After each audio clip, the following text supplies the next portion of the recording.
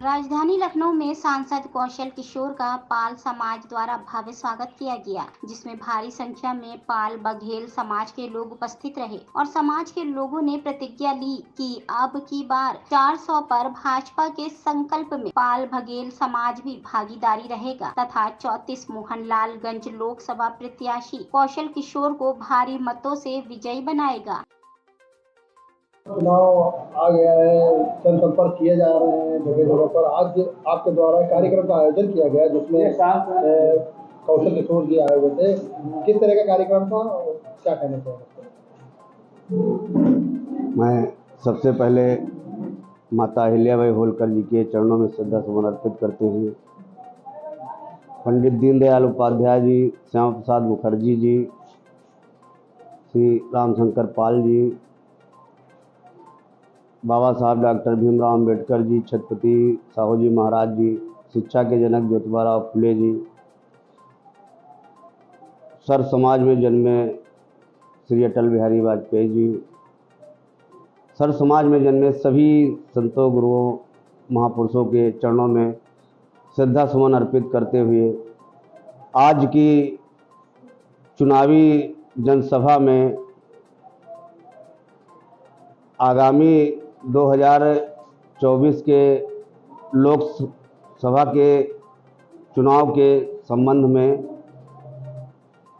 ये आज की पाल बघेल धनगर महासम्मेलन का आयोजन किया गया था, जिसके मुख्य अतिथि लोकसभा प्रत्याशी श्री कौशल किशोर जी, सांसद मोहनलालगंज, केंद्रीय राज्य मंत्री भारत सरकार।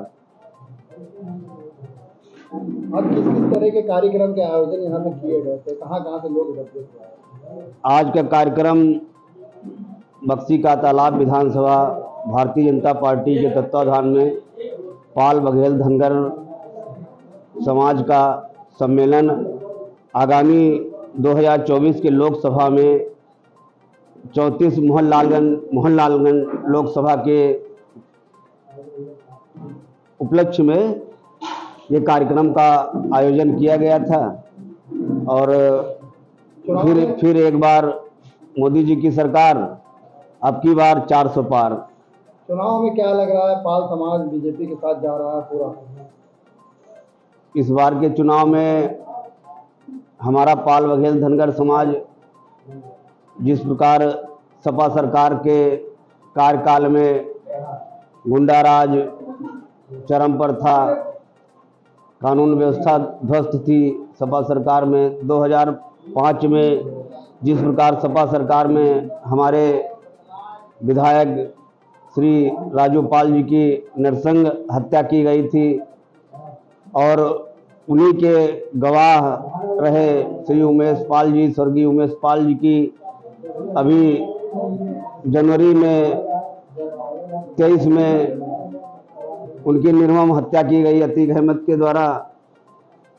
तो हमारा पाल समाज में काफ़ी इन दो हत्याओं को लेके पाल समाज में काफ़ी जन आक्रोश व्याप्त था। इसी को लेके सारे समाज के लोग एकजुट हुए कि भाई हमारे लिए न कांग्रेस पार्टी ठीक है, न समाजवादी पार्टी ठीक है, न बहुजन समाज पार्टी ने तो काफ़ी कुछ पहले पाल समाज का उत्थान किया, लेकिन काफ़ी समय से बहन जी ने भी पाल समाज को उपेक्षित कर दिया। तो अब जो कुछ भी आशा और विश्वास की किरण समाज को है तो भारतीय जनता पार्टी के नेतृत्व में है, माननीय मोदी जी के नेतृत्व में है, माननीय योगी जी के नेतृत्व में। क्या उम्मीद है, कितने वोटों से जीत रहे हैं? इस बार कम से कम हम मोहनलाल लोकसभा 5 लाख वोटों से जीतेंगे। अपने समाज के लोगों को क्या संदेश देना चाहेंगे? समाज के लोगों को हम यही संदेश देना चाहेंगे कि भाई सब लोग पाल बघेल धनगर समाज, गढ़िया समाज के लोग मिलके पुनः माननीय तीसरी बार माननीय कौशल किशोर जी के जिताएंगे और माननीय नरेंद्र मोदी जी को पुनः तीसरी बार प्रधानमंत्री बना के मोदी जी के हाथों को मजबूत करेंगे और भारत हिंदू राष्ट्र बने, सशक्त भारत बने, विकसित भारत बने, आत्मनिर्भर भारत बने, हम सबकी यही अपेक्षा है। आयोजन किया गया था पाल और धनगर समाज की तरफ से, क्या कहना चाहेंगे इसको लेकर? हम पाल और धनगर समाज को बहुत बहुत धन्यवाद देना चाहेंगे जो यहाँ पर इतनी बड़ी संख्या में उपस्थित हुए और अपनी बात माननीय मंत्री आदरणीय श्री कौशल किशोर जी के समक्ष रखी, जिसमें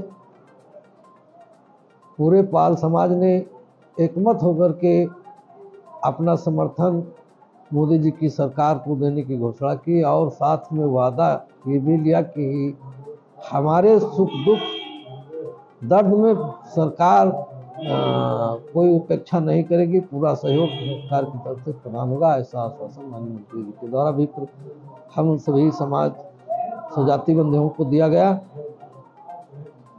समाज को और क्या अपेक्षाएं है सरकार से?